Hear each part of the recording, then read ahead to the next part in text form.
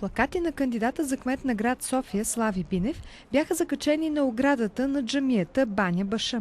Инициативата за поставянето им бе подета лично от лидера на партия Атака Волен Сидеров.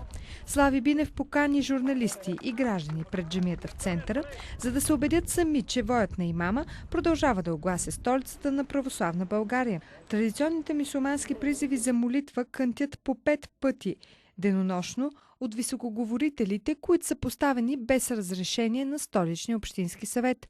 Това стана ясно още миналата година, след като от Атака събраха близо 35 000 подписа в подкрепа на демонтирането на незаконното озвучаване. Сегашният кмет Бойко Борисов не си мръдна пръст.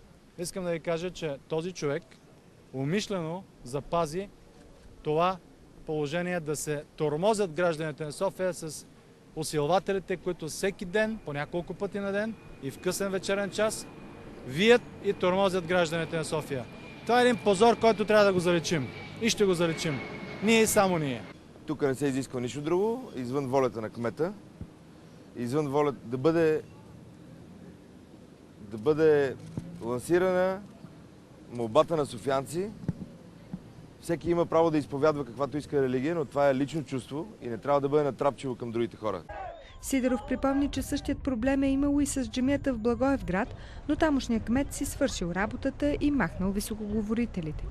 Същото нещо трябваше да го направи софийския кмет, но тъй като той е в услуга на Доган, вие видяхте, че в Кърджали той, издигайки партийна кандидатура, попречи на общия фронт, направи услуга на Доган.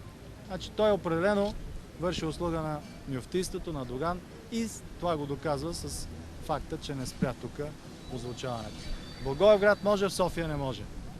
Днес в 13 часа и 15 минути воят на имама бе заглушен от викове "Долу ДПС" и "Да живее България".